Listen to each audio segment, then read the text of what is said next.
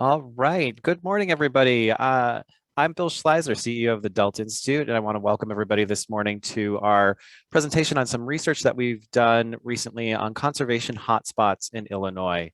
We'll be going through a lot of data and information and some takeaways from our work, but I wanted to take a minute to introduce myself as well as my other Delta colleagues that are on the webinar with me this morning. We've got Olga Leandres, a senior specialist here at Delta, who was the project lead for this amazing work. Also joining us is Claire Costello, who helped Olga in a lot of the data analysis and research around the conservation hotspots. Morning, Claire. If you have any technical issues, Riley Manns from Delta is behind the scenes, making sure that everything is running as smoothly as possible. Feel free to reach out to him directly if you're having any sound, audio, or connection issues. And additionally, we are also joined by Patrick Murphy from Delta's team, who does an amazing job making sure that you all find out about the work that we do here at Delta. So once again, thank you all for joining. A little bit of housekeeping. We have a question and answer box available for folks as we're going along. If you have any questions, comments, or feedback about what we're presenting, we're going to have a chunk of time at the end of the presentation to get to those. So feel free to either put it into the Q&A button on the bottom, or just via the chat. We'll be trying to track both as we go through. So just want to make sure that that stuff is available for you, and you are aware that we will have some time at the end for questions. So feel free to ask us anything that you may want to know. So very excited. But let us introduce you to Delta. If you haven't collaborated or heard of us before, we are a 501c3 that works throughout the Midwest, which in collaborating directly with communities to solve complex environmental challenges. And we really do this looking through the lens of how can we create thriving landscapes and communities where we're taking it into account, improving the environment, improving folks' bottom line, but also the social consequences of what we're dealing with in this crazy world today. And we work across the Midwest, from places like Chicago, where we're headquartered, but also to Iowa, Minnesota, the rest of Illinois, which is a lot of it, Wisconsin, Michigan, Indiana, Ohio. Those are kind of our main areas of focus. So I'm really excited for everybody to be here today. And let's learn a little bit about where you all are coming from. So we're going to throw up a quick poll just to get folks diving into this morning. So feel free to answer who you're representing this morning.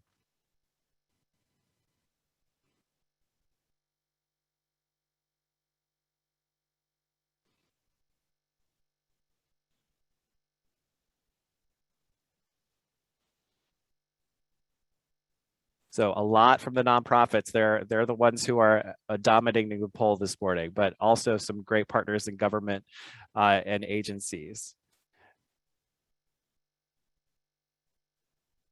And you got to love a poll where you almost get 100% participation.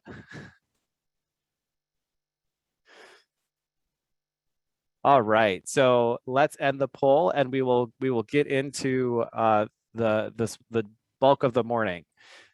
So let's stop sharing. Oh, share. Did I share results? There we go.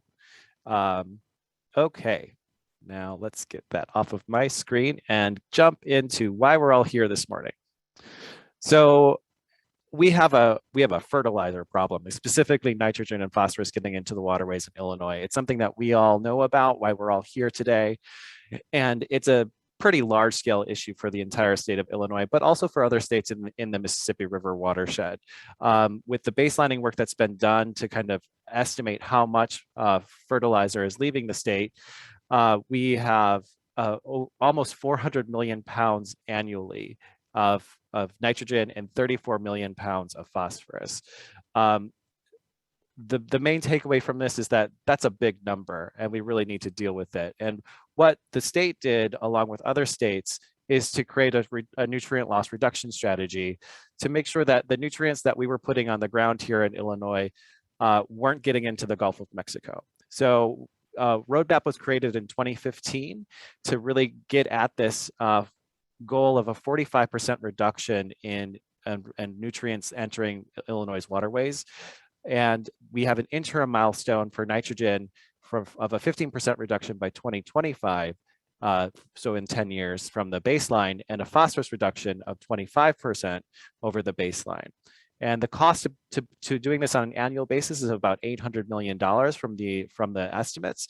And we've got a ways to go. The roadmap puts out some recommendations, but we really need to figure out how to really get us to those numbers. What will work on the ground to really make that happen? So I'm going to toss it over to Olga, who's going to tell us what we've been working on and why we think that this is so important. Thanks, Bill. Here, just getting situated here with all my technology. Morning, everybody, and thank you for attending. Yeah, as Bill had mentioned, the Illinois Nutrient Loss Reduction Strategy is a sort of a roadmap, and every 2 years they come out with an update on progress. The 2021 biennial update was just recently released a few weeks ago, and it came out after we finished our analysis, actually. So we weren't able to quite integrate it very directly, but it can certainly help us connect the dots even more between what's happening on the land and associated water quality outcomes. And so, you know, basically the bottom line from the report was that we're seeing a 13% increase in nitrate and 35% increase in phosphorus compared to the baseline levels. And it is not really the direction that we want to see the nutrient levels be moving in. So what is happening exactly is what we kind of want to find out by looking at what's happening across the state watershed wise. So here's what happens when you kind of look at the loadings of nitrate and phosphorus at a more spatially resolved scale. And, you know, we see that even though overall statewide nutrient loads are moving in the opposite direction of what we want, when you look at each watershed separately, the variations are not uniform, the changes are not uniform. And I think it's really important to understand why we see these variations and to what extent the allocation of resources, outreach, and on the ground land implementation of these practices influence these outcomes. And so our analysis was hoping to shed some light on it. The nutrient loss reduction strategy in the biennial report kind of looks at these 4 different categories of activities, resources, so incentives and programs that offer payments to support conservation, outreach and education, then the actual activities that are happening on the ground, land as well as facilities. So point source reductions are also part of the strategy. And finally, kind of tying it back to the water outcomes. So we're kind of using similar categories of data to try to understand why we see conservation adoption in some parts of the state and what that means. And so the main goal of our research project was to assess where conservation adoption hotspots occur in Illinois and try to identify the key factors that lead to the higher adoption rates. With that, we can then hope to understand the relationships between these practices as well as socioeconomic, physical, and policy characteristics of the landscape. And of course, the main goal is to then be able to take these findings and integrate them into future programs and policies that help us make progress towards the nutrient loss reduction strategy targets. We partnered with Environmental Working Group on this analysis. We've had numerous conversations with stakeholders and the Nutrient Loss Reduction Strategy Steering Committee, who shared some data on state incentive programs and outreach activities with us. So I just wanted to give everybody who helped along the way a shout out.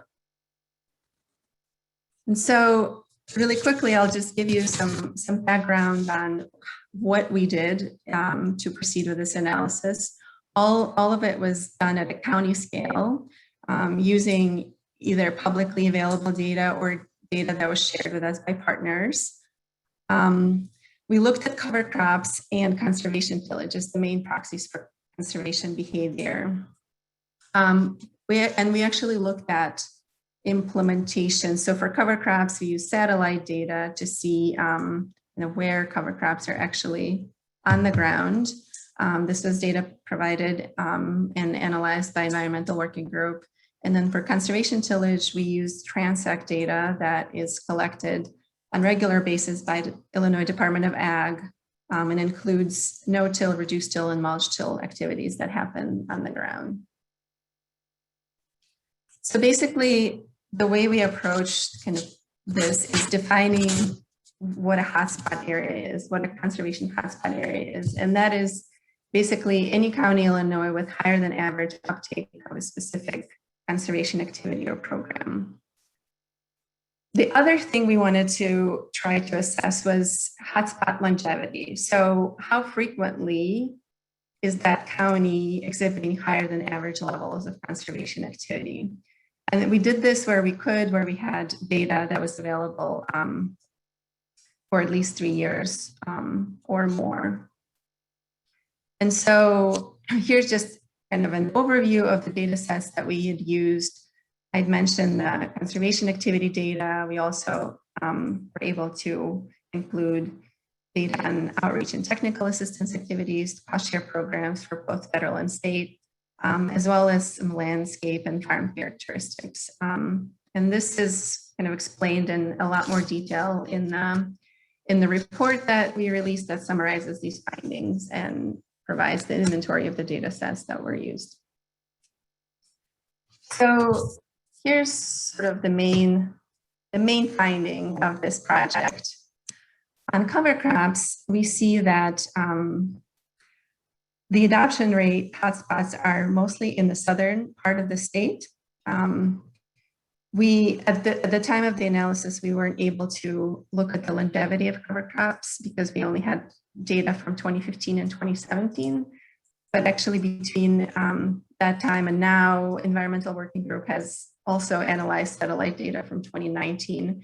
And it appears that there is also longevity in where cover crops get adopted. So not much has changed between 2017 and 2019. And so southern part of Illinois sees some of the highest adoption rates for cover crops. Now, for conservation tillage, the map looks different. Most of the conservation tillage activities occur in the northwestern part of the state, along the western border and a little bit along the southeastern border. And here we were able to look at the longevity of these activities. So the frequency of how many years out of the data set that we have, these counties perform above average. And so you can see that the pattern is quite similar, which basically shows that the areas where conservation tillage adoption is high has sort of consistently been areas where conservation tillage adoption is high or over the last 5 years or so. And so we looked at where these activities occur, and we see where the hot spots for both cover crops and conservation tillage occur in the state. Now, kind of bringing it back to where the water quality improvements have been shown in the most recent NLRS update. And these are the 3 watersheds where they actually saw a decrease in nutrient loadings. The one in the northwestern part of the state is Green River, and it saw 4% reduction in phosphorus, whereas these other 2 watersheds, Kaskaskia River and Vermilion, saw a decrease in nitrogen. And you can sort of visually see that there isn't, these areas don't really match up to the areas where conservation activities occur, except maybe in the case of the Green River, where implementation of conservation tillage corresponds to a phosphorus reduction. So this is yet another kind of piece of, evidence that kind of where we see water quality improvements is not necessarily where we see adoption of conservation practices on the landscape. And I think it's really important to try to understand why that is and what can be done differently so that we do see correlation between kind of both factors that lead to higher adoption of conservation rates as well as improvements in water quality. And so just to quickly reiterate, we see cover crop adoption rates highest in the southern part of the state, conservation tillage mostly occurring in the northwestern part of the state, as well as along the western border and southeastern border that has been sort of sticking around. I think one of the kind of more interesting and surprising things for me was that we see that these areas are completely geographically distinct. They occur in different parts of the state, suggesting that they're not really being adopted as part of a soil health focused cropping system. So what that means is it's likely there are different drivers for each of these practices that are leading to that kind of conservation behavior in those areas. And let's try to see if we can identify some of these factors that play a role in adopting cover crops or conservation tillage. So the first thing we looked at was the resources, similar to the nutrient loss reduction strategy kind of rubric. And we looked at the incentive programs. The main ones are the Farm Bill programs, EQIP, Environmental Quality Incentive Program, CSP, Conservation Stewardship Program, CRP, the Conservation Reserve Program, as well as the Partners for Conservation, PFC, the State Voluntary Conservation Program. And here I just included kind of some of the basic stats in terms of overall spending across the state over the last Farm Bill cycle. You can see sort of the different ranges from 70 million through EQIP to under $1 million in the state program. We also looked at the sort of county annual spending just to get a sense of kind of how each county performs. And again, here you see the averages and the ranges. Some of the ranges start at 0 because there are counties that have not had any of these program dollars spent in their county, in part because they're urban counties, and in part because they did not have funding for those programs, I guess, allocated and distributed there. And then, the last piece of information that I thought was relevant to look at is what percentage of those funds actually go to support conservation crops, cover crops or conservation tillage. And what we see is that it's a very small portion of incentive dollars that align with, practices that are prioritized in the NLRS, cover crops and conservation tillage among them. And it's, compared to the estimated 800 million investment that's needed to achieve statewide reduction, this is unlikely to be sufficient to get us the results that we really need. And so let's take a quick look to see how these funds are distributed across the state. So for EQIP, we see sort of hotspots occurring in the east central part of the state. For the Conservation Stewardship Program, the different parts of the state line up. And then for the Conservation Reserve Program, sort of yet another areas of the state seem to be most active. I'm not showing a map for the state program because there really wasn't even a set of discernible hotspots across the state. And so right away that tells us that the state incentive program is not correlated with where the federal program spending is occurring and where the conservation practice adoption is occurring, et cetera. And then there's actually, these maps suggest there's weak correlation between where incentive dollars through federal programs get distributed and where conservation practices like cover crops and conservation tillage get adopted. So again, just to sum up, the hotspots occur in the central, east central, and southwestern part of the state for these incentive programs. There's weak correlation, which means basically there's no relationship with where cover crops and conservation tillage hotspots occur. We do see that counties so there's longevity in terms of which counties are hotspots for incentive program spending. Those counties that have above average EQIP and CSP spending also tend to be the ones that sort of continue to have above average spending year after year. And then for the state program Partners for Conservation, there were no discernible hotspots across the state. I think why this matters is that it tells us that these programs, even though they certainly support early adopters and conservation-minded farmers in implementing practices on the ground, it's not really a major driver for conservation adoption that can help us achieve NLRS reduction targets.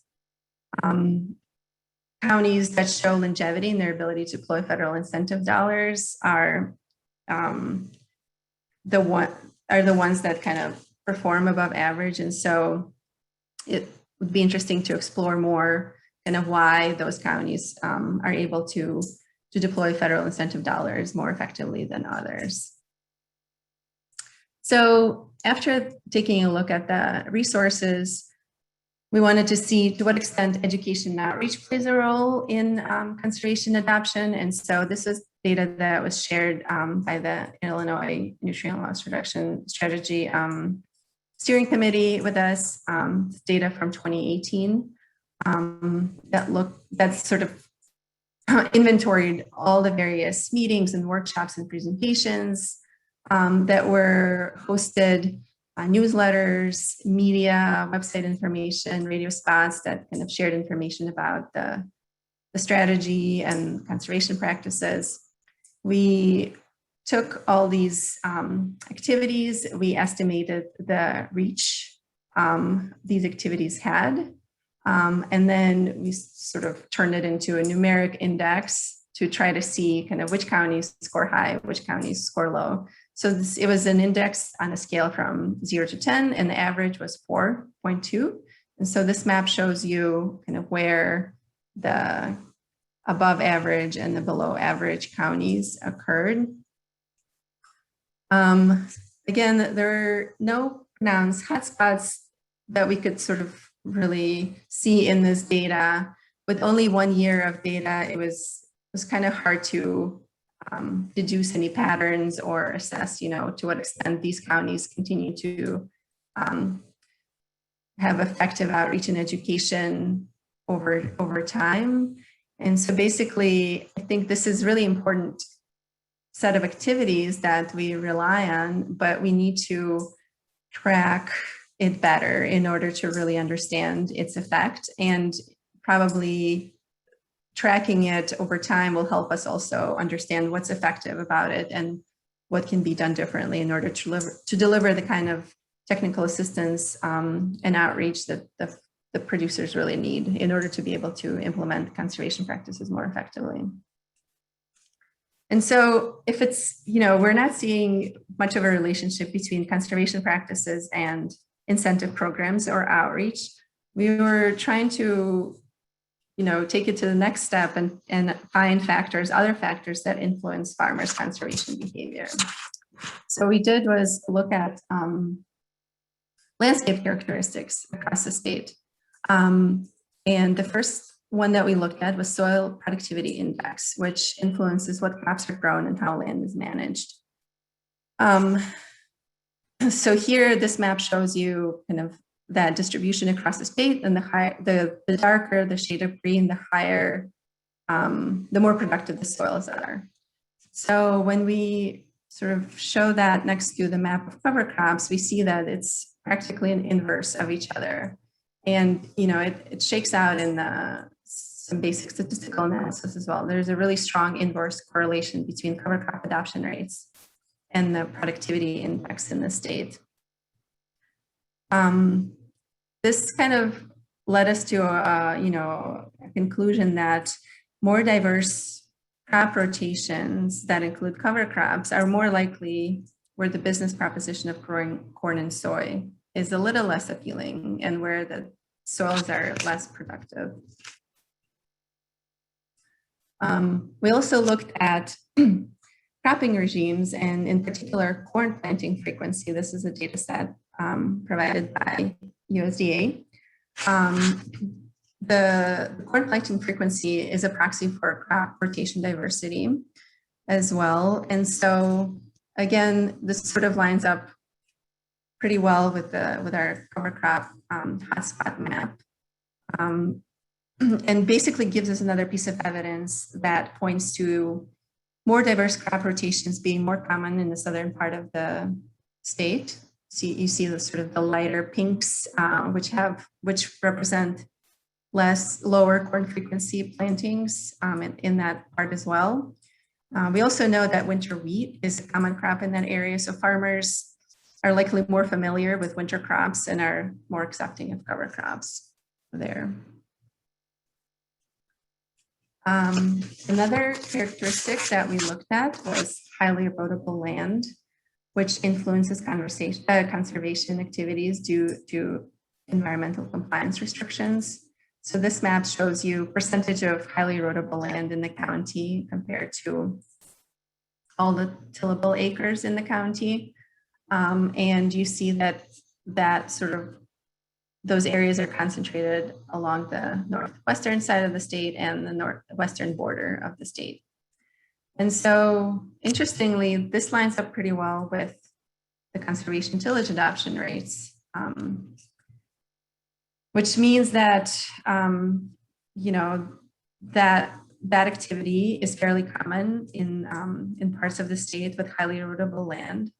And it can either be due to the need to comply with restrictions that go along with it. So in order to be eligible to participate in USDA programs, farmers who farm on highly erodible land need to have a conservation plan, which may include conservation tillage. And another, I think, important thing to consider here is that when farmers can see better the effect of the erosion on the land with higher slopes, and adopt conservation tillage to address it, it becomes more of a norm, a practice that's sort of common in those areas. So the main takeaways from all of this is that we see that cover crops and conservation tillage seem to be driven primarily by land characteristics in the states, soil productivity, erosion risk, climates, warmer climate in the southern part that, influences what kind of crops are planted, as well as farming norms in the area. So once it is a result of this particular landscape characteristics or policies that are related to that landscape, we sort of see farmers adopt particular sets of conservation behavior, and it becomes an accepted type of practice. It's important, though, to make a distinction between which factors affect adoption of which practices. So you see that there's slightly different drivers for these two practices, where cover crops, it's more of a, acceptance of more diverse rotations, familiarity with winter crops.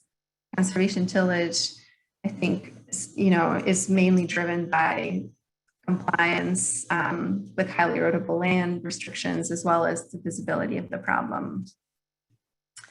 And so even though neither of these kind of factors are things that we can easily control, right? They're inherent characteristics of the landscape or slow changing kind of things like attitudes and beliefs and norms.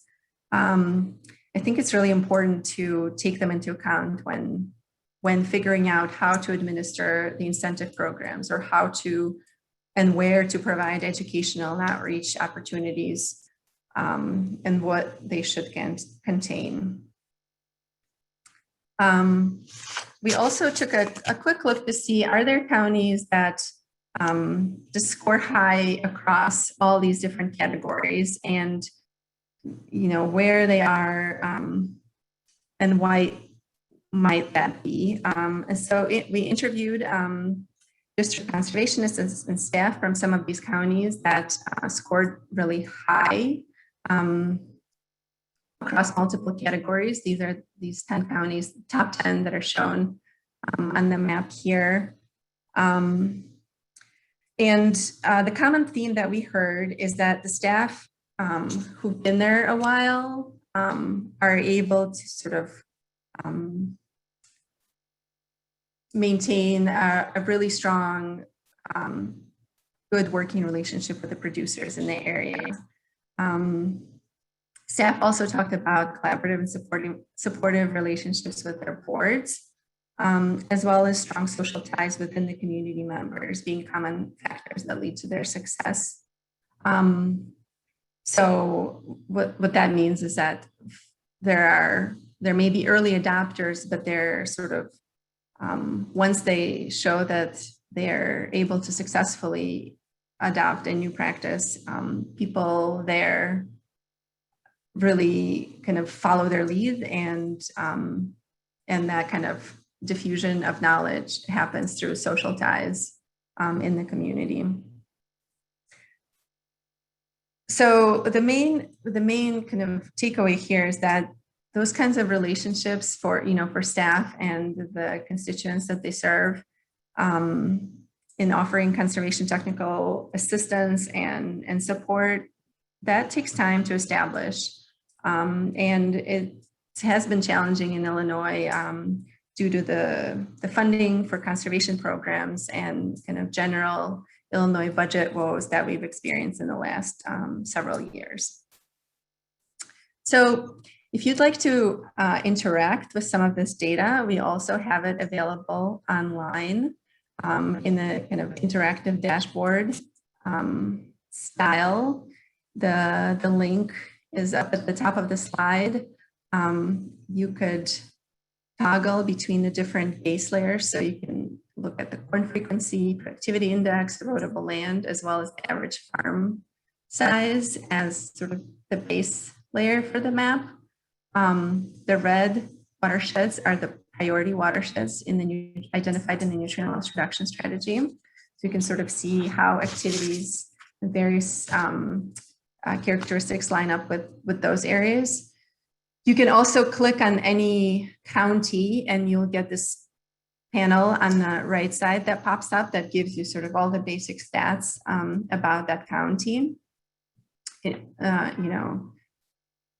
Tillable acres, how much is in cover crops, how much is being spent through incentive programs there, et cetera, et cetera. And then finally, on the left side here, you have these sliders that correspond to, the main factors that I just talked about, that we examine through this analysis: cover crop adoption rates, conservation tillage adoption rates and frequency, incentive program kind of distribution across the state. And then you could set these sliders to different levels to see which counties kind of perform above or below that level. Usually, so only the counties that meet that criteria you set in the slider will remain outlined in the map. And then you can click on that county to see kind of the details of what's going on there. So a lot of information that can be kind of gleaned through that, through the report and through the interactive map, and we hope you check it out. And with that, I'm gonna hand it over to Bill just to kind of wrap it all up with some recommendations and future priorities and some discussion and questions. Thanks, Olga, and thanks to the Delta team and our partners at Environmental Working Group for the data so that we could go through it. And now you have all the data accessible to you now via this map. So feel free to dig in and see what else is going on. But we wanted to go over a couple of our recommendations. There was a question put into the chat about some possible conclusions, recommendations. Jean, you are correct. That is actually one of the recommendations I'll be going over in a second.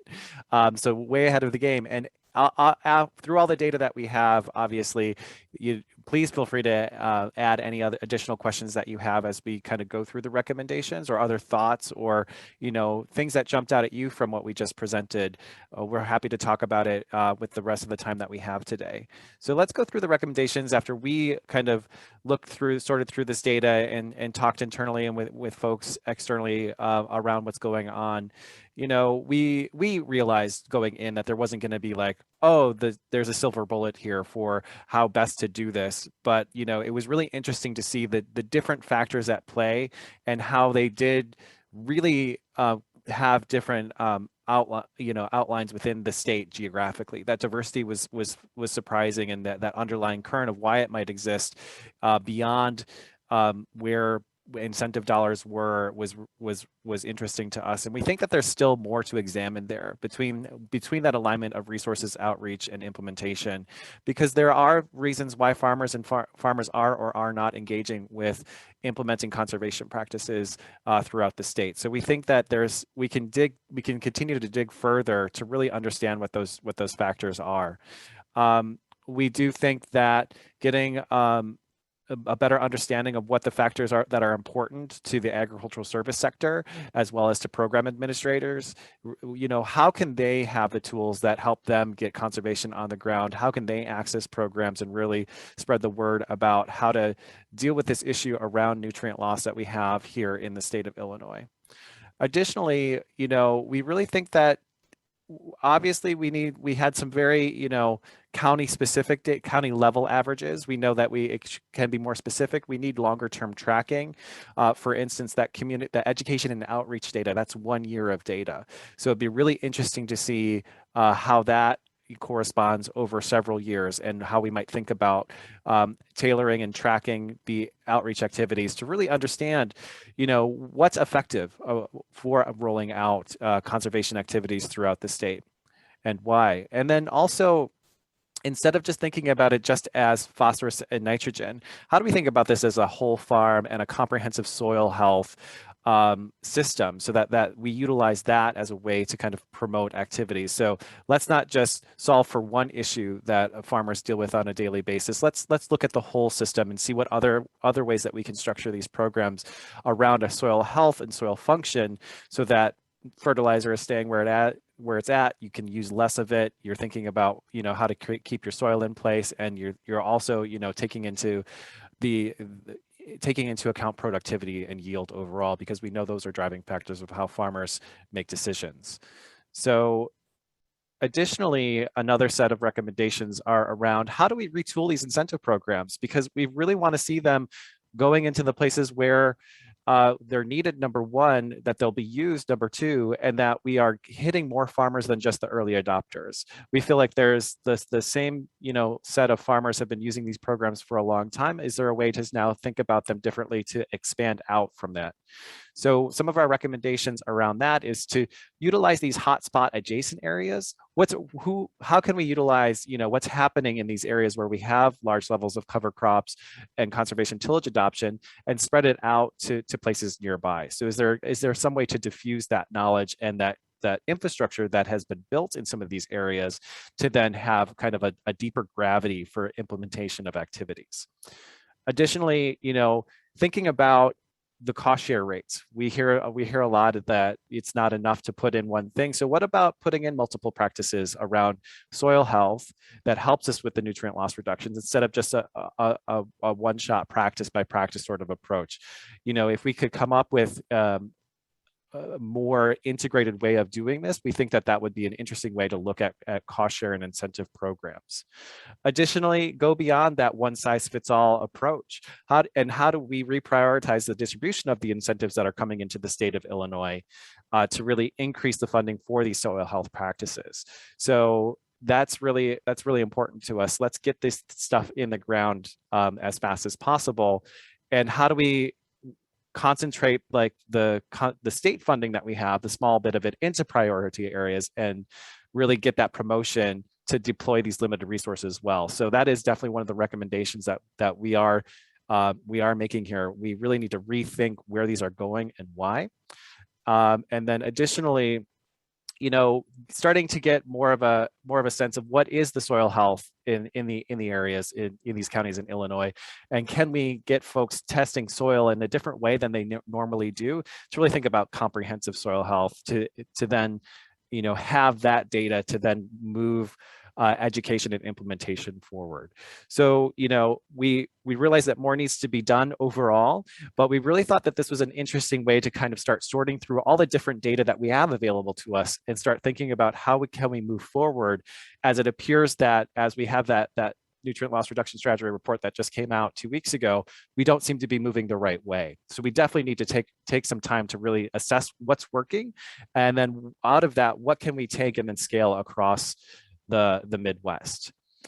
So those are our kind of 9 top recommendations. We had a lot more conversations, and we are going to continue moving this work forward. So we look forward to talking to you all and answering additional questions, but also reach out to us at any time. We love talking about this stuff, obviously, and getting into the weeds about it. So I'm going to open it up now for questions and discussions. Jean, if I didn't answer your question well enough, just let me know. And I'm looking now at a question that came through the Q&A box. You can also do it there or through chat. We have you considered analyzing adoption of nutrient management strategies in addition to tillage and cover cropping? So I'll turn it over to Olga about that question. Thank you for that in the chat. We did want to, we focused on the 2 because we had a lot of data on that, but Olga, what about nutrient management strategies? Yeah, I mean, I think that we had a data set on fertilizer application rates, but it didn't seem to correlate with any of the other data sets that we started with. So it didn't really help us explain what we were seeing already. But I'm not sure if there's another data set that can kind of help zero in on the nutrient management and the actual management strategies, rather than the rates of application that can be related to that. But it would be certainly something interesting to look at. So I'm happy to discuss further how we could do that. And then there was, I think there are options to be looking at that. So that's one of the things that I think where we continue to move this work forward. That's the type of feedback that we love, and the ideas. So please keep those coming. I see a question in the chat. What was the data source for cover crop distribution, and was winter wheat included as a cover crop itself? Yeah, so the data set that we had used was satellite imagery from 2017 that was kind of processed and shared with us by Environmental Working Group.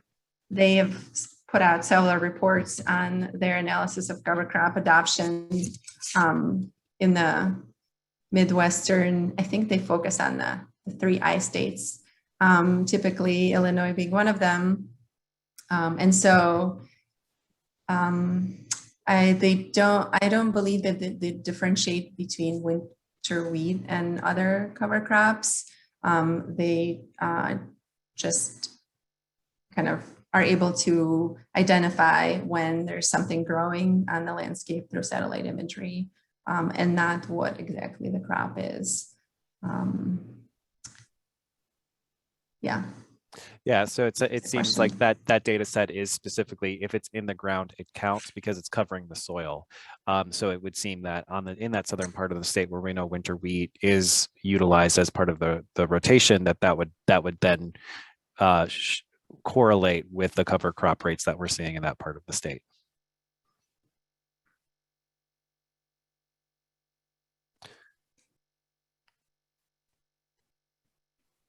And I'm not seeing any additional questions right now, but feel free to keep them coming. Olga, were there any other surprises that you had as the team was digging through the data? I think it was so surprising. I'm not sure if surprising is quite the right word, but it's sort of challenging to untangle the causes and effects, and sometimes it's an input into sort of one system is an output of a different system, and where like identifying what are the levers, the really important levers that we need to be paying attention to, because you can correlate any data set to any other data set and try to kind of make sense out of it, but finding sort of the right scale to do that and the right kind of data range to assess whether this is a meaningful change or not, or a meaningful relationship or not, can be tricky. And so I think there's certainly, I welcome any feedback and kind of ideas about other ways to look at this data to make sure that it really makes sense. Because sometimes, when you're deep in this analysis, it's easy to kind of latch onto an idea and think that it makes sense, but it really needs to be kind of a comprehensive look at all of this. So to understand what the true drivers of changes, while recognizing that there isn't going to be one that kind of is a solution for all areas. Thanks for that, Olga. And that we had a question in the chat that I somewhat answered. Did we cross-reference NASS winter wheat by county to see a correlation with the southern states? I don't think we did an official correlation, but we did know that because there is a high adoption rate, we just assumed that that was partially what we were seeing with cover crop adoption versus kind of winter wheat rotation practices. Is that right? Yeah, we didn't look at winter wheat specifically. It was just sort of based on knowledge of the area that we made a hypothesis about that. But I think it would be definitely interesting to take a closer look at that. Oh, excellent. Because I put that as an answer in the chat that that's a good idea. So I'm glad I was not making that up. So thanks.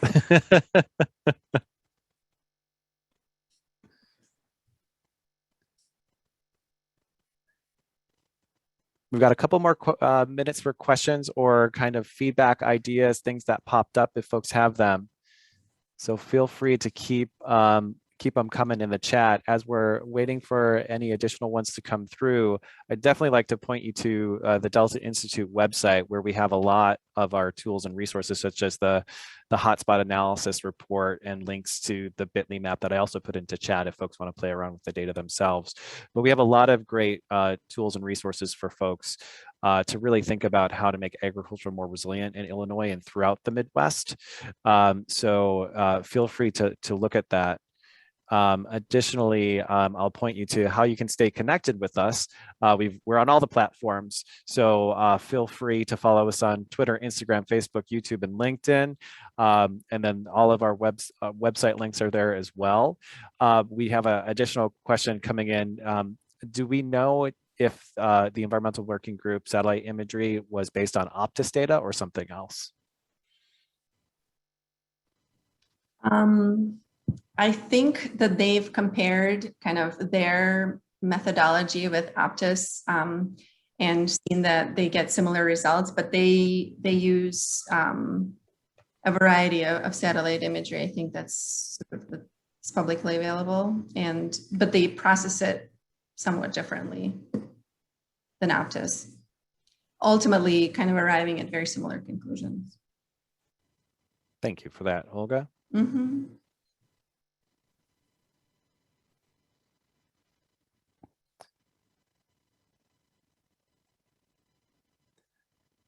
And because we love collaborating with everybody in the Midwest and in Illinois, if you do have questions or want to help us figure out how to get conservation adoption rates and soil health improved throughout the state of Illinois, feel free to reach out to us. We love taking calls and getting emails from folks and building partnerships to really think about how we can implement things on the ground that really scale up adoption of practices that will make agriculture more resilient in throughout the state of Illinois and the Midwest, specifically thinking about not only the environmental impacts, but also the economics, because at the end of the day, it's a farmer's bottom line that we're also thinking about, and how do we balance these things out.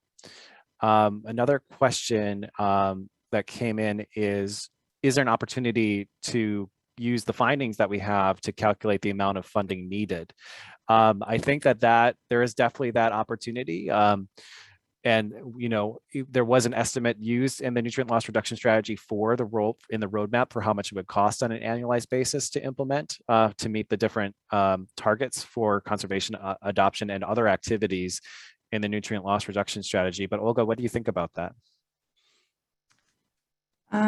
Yeah, no, I think that's definitely something worth exploring. I mean, we've tried to slice and dice the Farm Bill kind of data in so many different ways to see kind of where, I mean, of course, those incentives help, right? They're not for naught. And we even looked at, we thought, okay, they sort of act as a catalyst to get adoption on the ground first, and then as farmers kind of get familiar with these practices, they continue to do it without relying on these cost share programs. We didn't quite see that, but it still doesn't mean that these programs aren't useful to have. So I think defining what that threshold is, not just on kind of the sheer acreage of practices that need to be implemented, but also sort of taking into account like what it takes to get them to stick, I think would be very interesting to explore. Yeah, and I think this question, more work to do.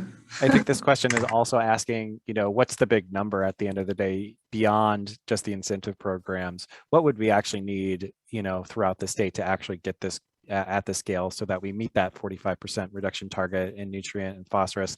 And I think that we could utilize some of the data that we have to start making some assumptions. I don't know.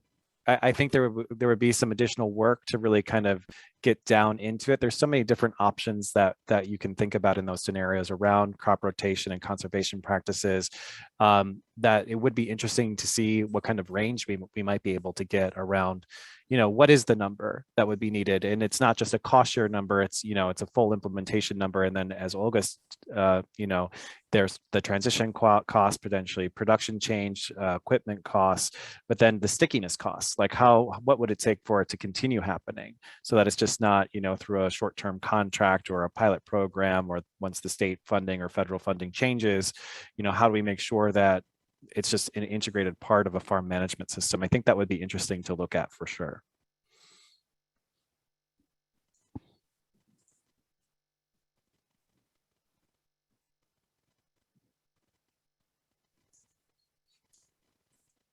All right, we've got a couple more minutes if folks have any burning questions, but I also want to thank everybody for tuning in today and joining us for this. We hope to utilize this data to continue looking at what will help us scale throughout the entire state of Illinois and beyond. And if you have thoughts or wish to partner with us or share additional data or ideas that you have, feel free to contact Olga and the team here at Delta Institute. Oh, got one more question. Your analysis showed that conservation tillage sticks less. We've also more meaningful water quality associated with cover cropping versus tillage.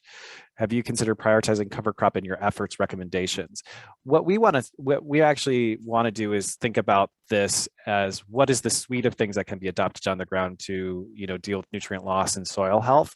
So we do want bang for the buck, obviously, because we want to prioritize activities that are having those impacts. So we are taking kind of what are all the things that are available to implement on the ground to look at it. So I think that you're absolutely right that we should be prioritizing things like cover cropping, but we also don't want, we know it's not a one size fits all sort of thing when farmers are thinking about practice adoption. So we want to make sure that we're taking into account the suite of things that might be available, and if there's a set of activities that they can choose from, so that it's not just one practice at a time. It might be several practices, or kind of ramping up, a variety of practices. But we do think that it's important to be thinking about how can we best spend the resources to meet the goals and improve the water quality and soil health of the state of Illinois. So that's a great question. And I think prioritizing what it looks like, we looked at two through this analysis, but I think there's opportunities to look at of other ways to slice and dice and kind of weigh the different activities that can be happening on the ground.